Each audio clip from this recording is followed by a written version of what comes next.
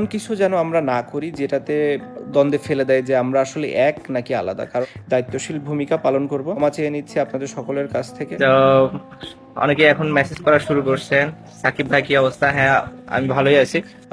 সবসময় কিভাবে নিজেকে সেফ রেখে চলাফেরা করা যায় সেটাই চেষ্টা করছিলাম। ভুল ত্রুটি হবেই এবং ভুল ত্রুটি নিয়েই আমরা আসলে জীবনে চলাচল করি। আমার কোনো ভুল হয়ে থাকলে অবশ্যই আমি আপনাদের কাছে ক্ষমা প্রার্থনা করছি এবং আপনাদের মনে কষ্ট দিয়ে থাকলে সেজন্য আমি ক্ষমা প্রার্থনা করছি। হ্যাঁ, যেটা হয়েছে যে সেটা যদি আপনারা মনে করে থাকেন অবশ্যই আমি এর জন্য আন্তরিকভাবে দুঃখিত, ক্ষমাপ্রার্থী এবং আমি মনে করি যে আপনারা এটি ক্ষমাসুন্দর দৃষ্টিতে দেখবেন এবং ভবিষ্যতে আমি এরকম কোনো ঘটনা যেন আর পুনরাবৃত্তি না হয় সেটিও চেষ্টা করব। বাট আমার এরকম কোনো ইন্টেনশন নাই যে আমি ভবিষ্যতে এটা করতে পারবো না। আমার অবশ্যই ইন্টেনশন আছে। আমি শুধু একটি কথাই বলবো যে এমন কিছু যেন আমরা না করি যেটাতে দ্বন্দ্বে ফেলে দেয় যে আমরা আসলে এক নাকি আলাদা। কারণ আমরা যতক্ষণ পর্যন্ত এক থাকবো ততক্ষণ পর্যন্ত আমরা শক্তিশালী। কারণ আমাদের এক থাকা জরুরি। যখনই আমরা আলাদা আলাদা হয়ে যাব তখনই আমরা দুর্বল, যখনই আমরা এক থাকবো তখনই আমরা স্ট্রং।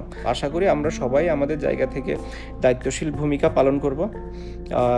আমি তারপরেও আবারও ক্ষমা চেয়ে নিচ্ছি আপনাদের সকলের কাছ থেকে এবং আমি চেষ্টা করব নিজের জায়গা থেকে দায়িত্বশীল ভূমিকা পালন করার।